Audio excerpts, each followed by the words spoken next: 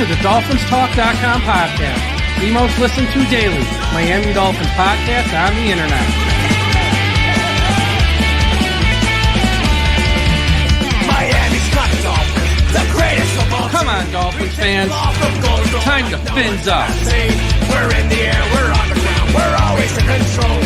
And when you say Miami, you're talking Super Bowl. 'Cause we're the Miami Dolphins, Miami Dolphins, Miami Dolphins number one. Miami Dolphins, Miami Dolphins, Miami Dolphins number one.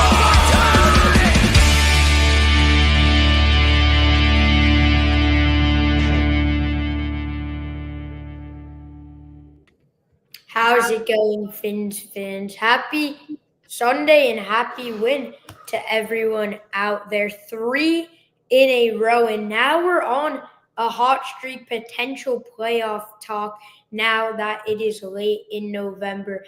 Andrew, how are you feeling after the win? Well, I'm pumped. It's been a very good day for me. As you can see, I'm wearing some F1 merch because Max Verstappen clinched another championship last night. And then I got to wake up today and watch the Dolphins dominate at home, finally against a division rival.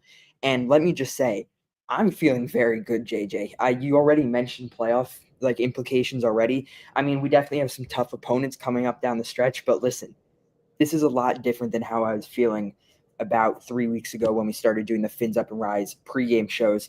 But it's great to finally be on to get to have some instant reactions to these games because there's certainly still a lot to talk about, although we did win in dominant fashion. So JJ, let's get started. Let's get started, Andrew. But before we do, got to give a huge shout out to a huge friend of the show, sponsor of the show, Caneswear. The DolphinsTalk.com podcast network is sponsored by Caneswear. Caneswear is the place to go for officially licensed apparel for the Miami Dolphins, Miami Heat, the Hurricanes, Florida Panthers, and all of the professional and college teams in South Florida. Looking for the latest jersey, a birthday gift, or the newest hat to hit the market of your favorite South Florida team?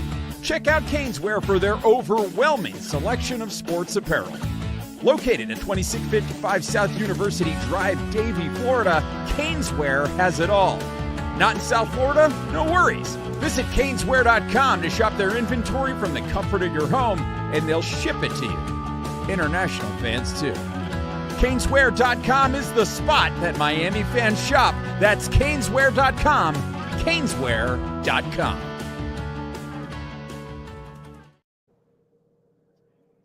So, shout out to Caneswear. But Andrew, let's get into the actual game itself. So to some of those Fins fans who maybe didn't get to watch the full game, can you recap the game for us, break it down, and what were the key positive areas and some improvements and negatives that the Dolphins had today? First thing I want to mention, something that I was a little disappointed about watching on TV. We were supposed to have a whiteout game today, and I just don't know if that memo was really given to all the Dolphins fans that showed up. It was still a great crowd. It was still awesome, but maybe next year Dolphins rethink when that whiteout might be. I don't know, primetime game maybe like they usually are. But let's actually get into the game. First of all, we have to shout out Tua because he just had one of the greatest games we've seen this season, and it seemed like he knew what he was doing out in this game. He was commanding the offense in a way that we haven't seen so far this season with him back. And I mean, 4 touchdowns and 317 yards certainly speaks for itself. We saw Jalen Waddle, who Mike predicted to have a breakout game today. He ended up with 8 receptions and 144 yards and a touchdown. And Jonnu Smith against his former team. I don't know if anyone saw the tweet on DolphinsTalk.com over on X, but Mike mentioned that he had receptions in the 20s 2 seasons in a row with the Patriots, and now in just one game against his former team, he went on a tear. 9 receptions, 87 yards, and 1 touchdown, and that's what opened up the scoring today. Let me just say, I really like everything I saw. Chop Robinson on the defense was just absolutely phenomenal today, something that we really need to see, especially against Drake May, who could have potentially been a problem for this Dolphins defense who hasn't really seen him play a lot yet. So, yeah, I just really like what I saw. Yeah, and it's hard to disagree. I think everyone liked what they saw, the whiteout. I mean, I don't know what they were thinking today, not having the T-shirts at the actual seats, expecting that the Dolphins fans would come with that whiteout themselves. Now, you mentioned Tua and how great of a game that Tua played overall. It seemed as if he was throwing the ball more than what we saw in most games. 40 pass attempts to just 17 rushing attempts and more completions than overall rushes.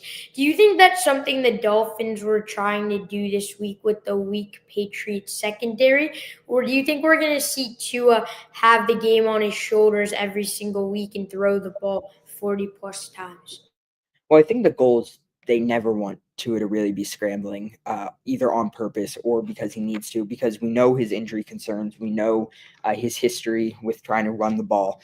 And I think that taking advantage of the Dolphins' defense rather than getting shifty, like Mike McDaniels might have done in prior games, it just worked so much better in this game. And I really like what I saw out of Tua in this new play style that they kind of debuted today against a team in the Patriots that don't necessarily have a great defense, as you mentioned, especially the secondary. So, and again, when you have Jalen Waddle and Tyreek Hill on your team, you should always be looking to throw the ball more than trying to scramble with your quarterback. So I definitely think that everything just looked a lot better in this game from Tua. And I'm happy with what I saw on the play calling side and from the coaching because, it definitely seemed to make a lot more sense than the play calling we've seen in prior games. Yeah, 100% I agree with you. It was a good call game by Mike McDaniel. And I think we have to give credit when credit is due as much as we complain with him. Now, as you guys can see in the chat, we are linking our stream here. We're going to be taking live callers' reactions later in the stream. So you guys can come on the show, give your comments, concerns, questions heading into anything later in the show. So again, if you're watching on a non-YouTube side of things, so have a lot of other platforms here, make sure you head over to YouTube, search up Dolphins Talk, and in the live chat, you will see a link in which you can click, and we'll be taking live callers' reactions from there. So make sure you guys do that if you want to give your comments, questions, or concerns on the game today. Andrew, it was a very dominant 3 quarters, but the Patriots clawed back towards the end of the game. And I mean, I think that's unfortunate. You always want to finish games, but again, we pulled a lot of our starters. They're deep, including Tua. So is that something we should be concerned about, how that 4th quarter went, especially giving out that 2-point conversion? Or is it something we should just brush off our shoulders? I mean, listen, I think that in the first place, Tua was out there much longer than he needed to be. Of course, Dolphins fans and the Dolphins coaching staff should always be concerned whenever Tua is taking unnecessary hits. So especially when we're up multiple scores as that game was winding down, Tua should have been out earlier. But we definitely had a great demonstration of why he wasn't taken out earlier, because we saw Skylar Thompson get in the game and mess up the handoff, which led to the Dolphins scoring which led to the Patriots scoring that defensive touchdown. That's an issue.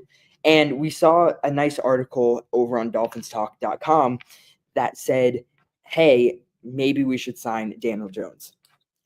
Now, listen, I grew up in the New York area, and people were disappointed by Daniel Jones in New York for a long time, and there's good reason for that. We faced him in the past, and we saw that he definitely had his weaknesses. But I think bringing him in as a guy who has some of the strengths, if you can even call them that, for Daniel Jones, that Tua Tagovailoa doesn't, such as more rushing capabilities. He's just kind of got a little more I wouldn't say he has more strength, but I just say that in terms of running the ball and kind of moving around the field at this point into his career where he's already had multiple big injuries, Daniel Jones could be a good option. And I also think that Daniel Jones knows how to hand off the ball when you're up by multiple scores in the fourth quarter. So I think that going for Daniel Jones would be a smart choice, and I'd like to hear what people in the chat or callers have to say about that, because I definitely think that that would be an interesting move if it happened. And I mean, we definitely still need some help when it comes to second string quarterback, because Skylar Thompson is not the answer. Andrew, that turnover rate was not what we wanted to see there overall. And I agree with you. Daniel Jones would be an interesting option. Someone who has started for the Giants, top 10 pick for, the last 4 years. So someone with experience, someone who can hand the ball off. And it goes back to Chris Greer and why all Fins fans are complaining. Well, backup quarterback is the thing that is very much so wasn't what we wanted it to be with how injury prone Tua has been. So that is something that needs to be fixed. And if Chris Greer can sign someone like Daniel Jones, now that we're late into the season, we could actually have some insurance out there, because Skylar Thompson played a playoff game for this team, and it was not. I mean, it wasn't that bad, but we lost the game pretty big. And what was it? He handed it off like 40 times there. Brendan in the chat says, new setup, JJ.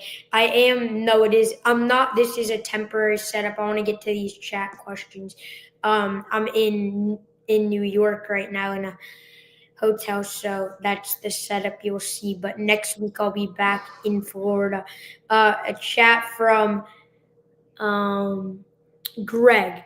We have to have a balance to pass to run ratio. Yeah, 100% agree. You can't pass the ball 40 times and rush it 17 times in most games. But with the Patriots' weak secondary and the two injuries they had, as we touched on, that's something that was key that the Dolphins did. I can't use the link. If you can't use the link, if it's not showing up, you can call the show for callers at 646-634-2813. We'll get to your call in a bit. We'll call you back. Just call in to make sure we know if the link isn't working for you guys. Dolphins fan for 55 years. Wow. That's nearly 5 times as long as Andrew and I have been alive. But Andrew, I wanted to touch a little bit on more so of next week. Look, you're 2-6, and I said this on that reaction after the Bills game that we did the day after. It's like, you are expected to win these next 3 games. And I'm not going to even mention the playoffs until you win the next 3 games, which were Rams, Raiders, and Patriots. And frankly, all those games those are 3 of the weaker teams in the NFL. Those are games you should take care of. And the Dolphins did just that. And they do take care of teams. But we have to see if this is the same old Dolphins team where it's late in the year, you're going to a cold weather place in Green Bay on Thanksgiving night in a short week, and it's against an actual football team, Andrew. So now we can mention the playoffs because you took care of business. But going into Green Bay, what should the Dolphins do differently than what happened today? Well, listen, first of all, before we move on to next week, I want to shout out Drake May. And he didn't actually have a terrible game. He played like you would expect a rookie quarterback to play in a situation like this. 222 yards, a touchdown, but he did have that interception. It's nothing to scoff at. And I think that he is going to be much more of an issue for the Dolphins in the future, because if this is just the start of his career, who knows what we could be seeing in a couple of years if he is still with the Patriots, because that could be scary. Let's talk about next week, though. Packers, they actually did just go up 7-0 on the 49ers. I think I have no idea who just scored a touchdown. Tucker Kraft just scored a touchdown. The Packers are going to be a very interesting team to face because we know that they have one of the best young quarterbacks in the league. We know that they have an elite defense, especially with McKinney, who may cause some trouble for Waddle, who has been hot lately, and same for Tyreek Hill, who, of course, is always going to be a threat to any defense. So I think that the Dolphins need to be careful with how they approach Green Bay. And, of course, as you said, cold weather factor with the Dolphins, that's always an issue, whether it's going up to Buffalo or now to Green Bay. It's going to be interesting to see what happens there. But I think for the Packers, listen, there's always a chance to win games like these. The Packers are definitely the better team. I'm not even just going to try to sugarcoat it in any way, and I don't think anyone should be trying to make the argument that the Packers are not better than us.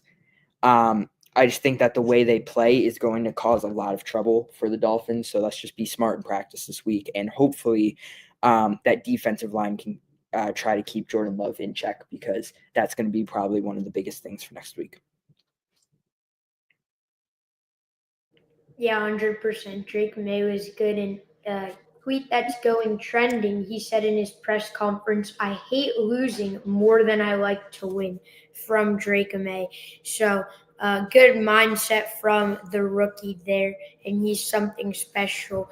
Just the dual threat ability overall.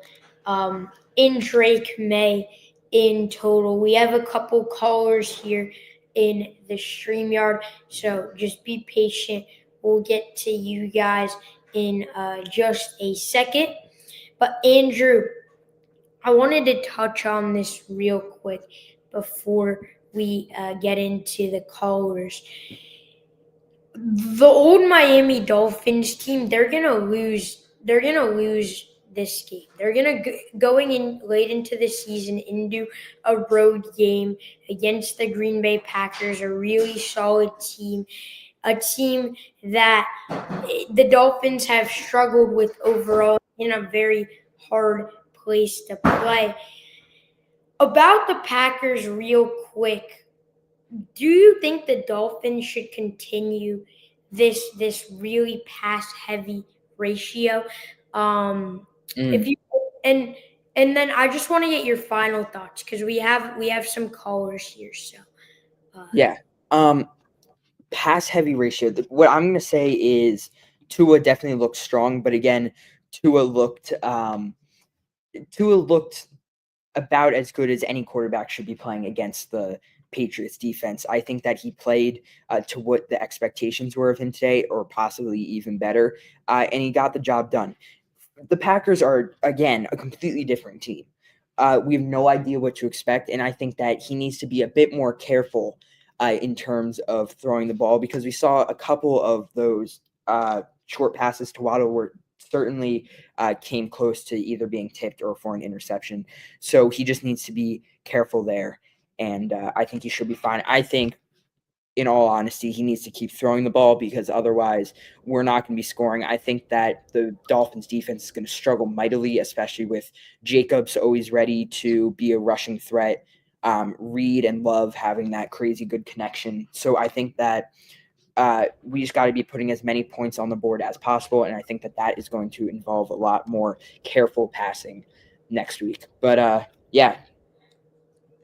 Yeah, and Andrew, you definitely need to be more careful against a really solid Packers secondary. We just had two people in, number one Tua Finn and Alex Valento. They just popped out of the holding room. So if you guys want to come back in, feel free. Let me see if we had any cell phone callers.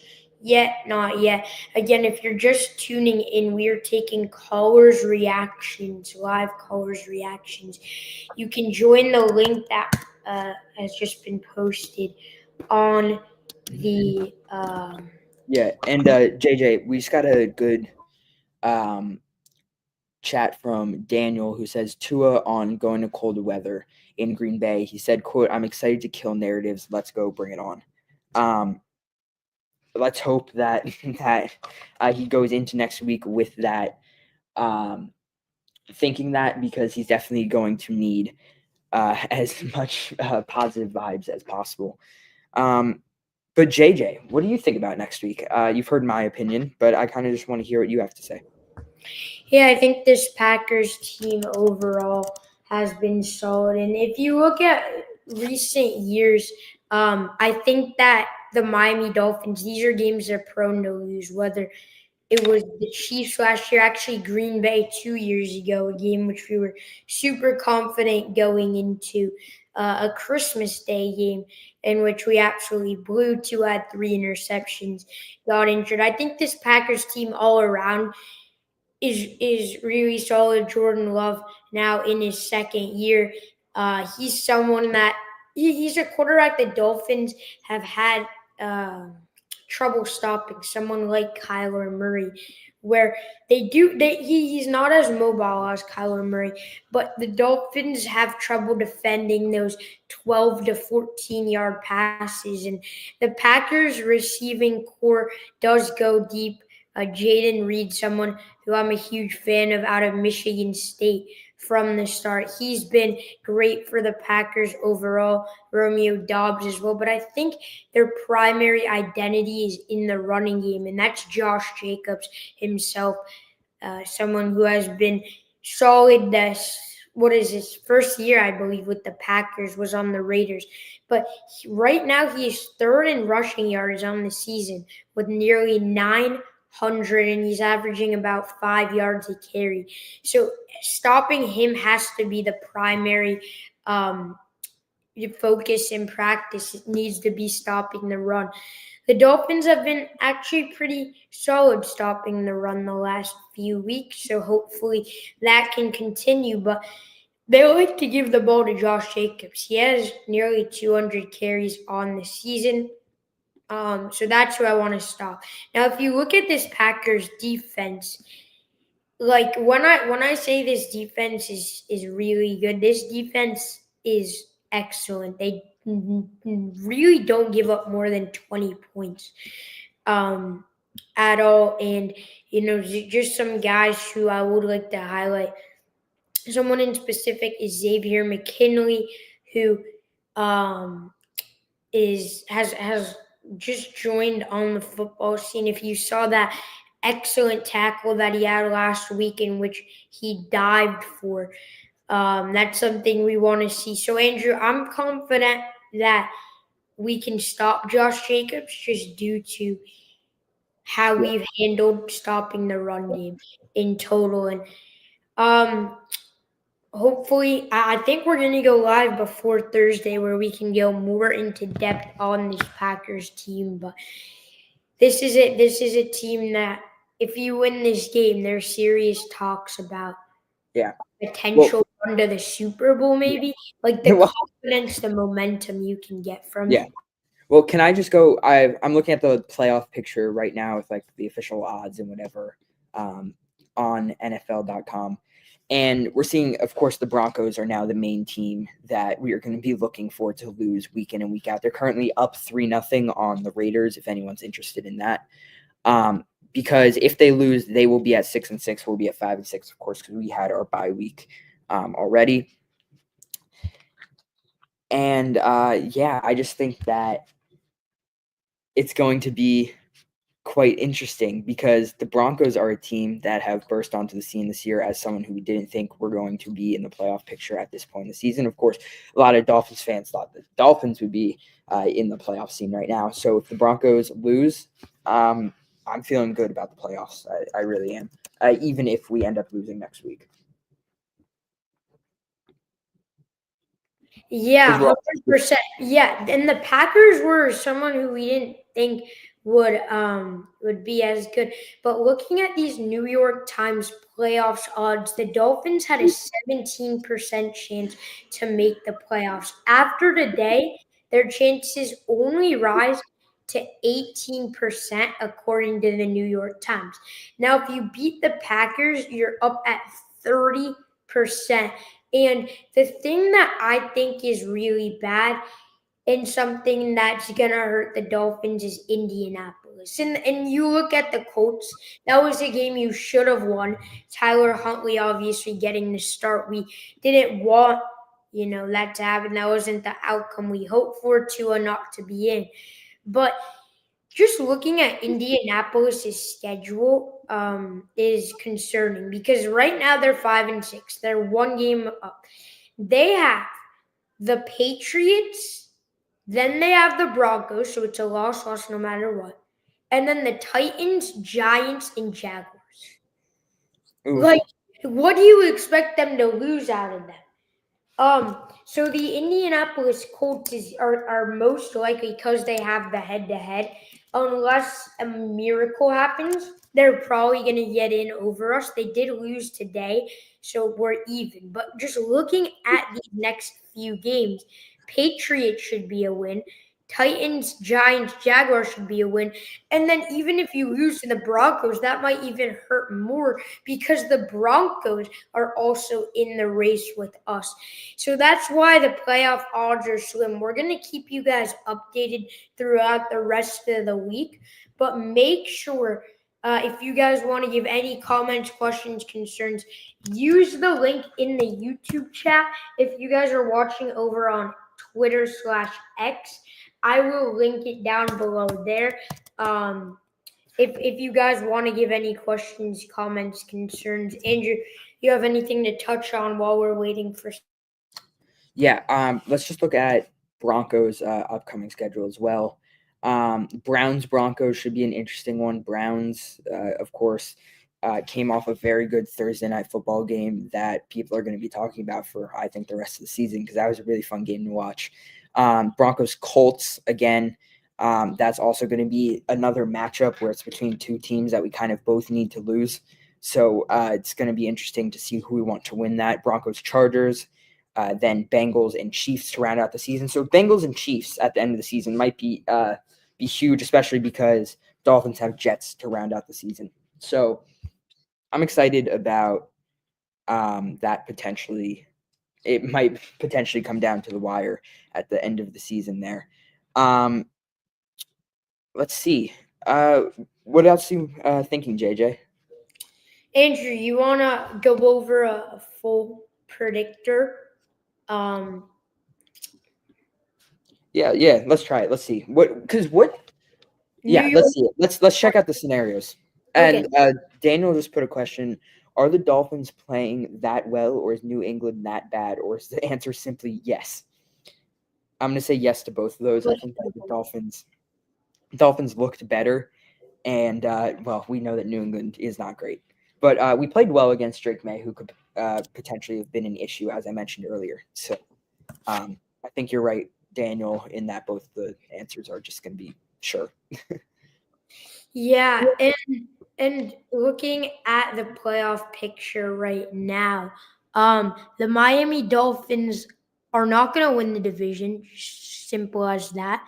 You're 4 games behind Buffalo, so or 8 games actually. You're 4 wins behind Buffalo, but Denver. So right now you're 1 game out.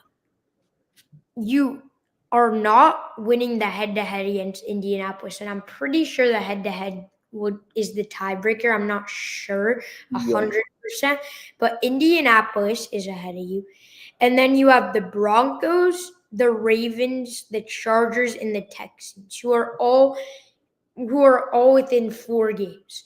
So we're going to eliminate just the Ravens, the Chargers, and the Texans for the sake of the video and try to look at that final playoff spot, in which is between the Broncos, Dolphins, and Colts. And we're going to come up with a scenario here on games from both the Dolphins and the Colts. So let's first go. Andrew, you want to start with the Dolphins? Yeah, just what Yes. game? Well, so I'm gonna give you games and you predict the winner, and then we're gonna see at the end. All right, I'm gonna say for the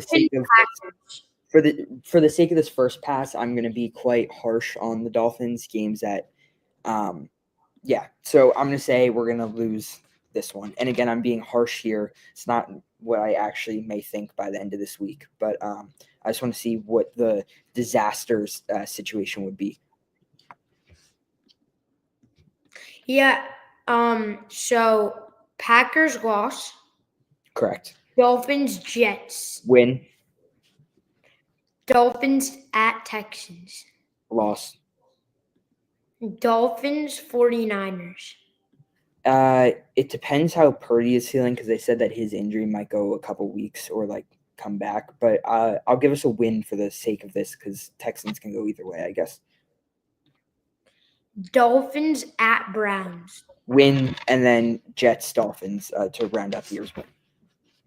Okay, so right now, with that being said, that is your prediction for the Dolphins. Let's go over now the Broncos. Broncos. So, what? Yeah, let me just. Broncos at Raiders. They'll win that one. Actually, Raiders are up 7-3. They're still gonna win that one. Yep. Broncos at. Hold on. Browns at Browns at Broncos. They'll win that one.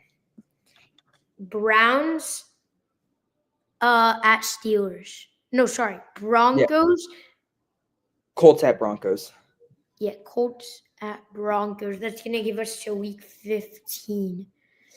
Broncos or Colts? Broncos, I guess.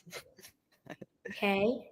And then Broncos or Chargers?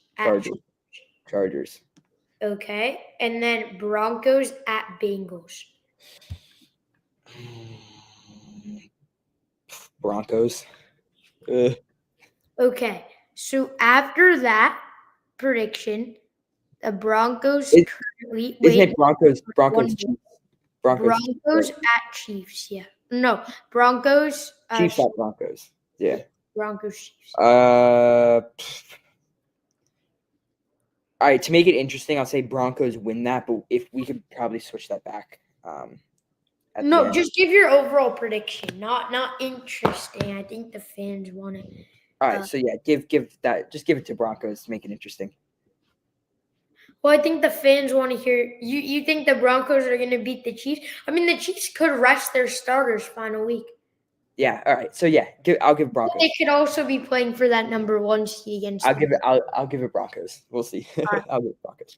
Broncos. Okay, so after those predictions, the Dolphins now have a 17% chance. Now we're gonna predict the games we need according to the New York Times. So Lions beat Colts today. All right. It wants you to predict Ravens at Chargers tonight or tomorrow. Tomorrow. Ravens. Okay. It wants you to predict Raiders at Chiefs. Chiefs. That's gonna be ugly. Chargers at Falcons. Ooh. I don't know, JJ. Yeah, the Falcons are good this season. What do you? I'll pass that one off to you. I'll phone a friend. I'm gonna go. I think the Chargers. All right, Chargers. Steelers at Bengals. I think Steelers are gonna walk away with a close one. Colts at Patriots. Colts. I think we saw Eagles at Ravens. Eagles at Ravens. What week is this? This is week 13. Jeez. Eagles at Ravens. I'll go Ravens, I guess. Browns at Steelers. Steelers? Yeah. Chargers at Chiefs. Okay, so that takes the Dolphins from less than 1 up to 4%. And the only hope that the Dolphins have is very slim. We are getting to the weeds of everything. Ravens at Giants. This could be it. Ravens, what? Okay. Buccaneers at Chargers. Oof. Buccaneers. Maybe. Chargers, I guess, because that's not going to help us. But yeah, Chargers. That will eliminate the Miami Dolphins. Wait, so we either need the Giants to beat the Ravens, Week 15. Just off week 15. just Now, off. let's change Chiefs Broncos real quick to see if that makes any Yeah, difference. what would that do? That's gonna give. Okay, so here's the big thing, Andrew. We changed Chiefs Chargers. If we go to a Broncos game, let's go to the Broncos. Let's go to Broncos Colts. If the Colts beat the Broncos, our chances move from less than 1 to 100%. Yeah, I'm running out for a minute. So we need the Chiefs to beat the Broncos, and then what was the last one? And then the Broncos can lose any other game, and we get in. If the Colts beat them, if the Bengals, if you have the Bengals beating the Broncos, which I think is more than likely, especially with the Bengals being home, all we need then we're in. Then we have 100%. Great. So Chris just said, I'm going to be honest here. I think that if we could somehow pull out the winning Green Bay, the only other tough matchup is San Francisco. We could win out. I definitely agree with that. Only last two tough games, Green Bay and San Fran. And San Francisco hasn't even looked that good so far. I mean, what are they, 5-5 right now or something like that?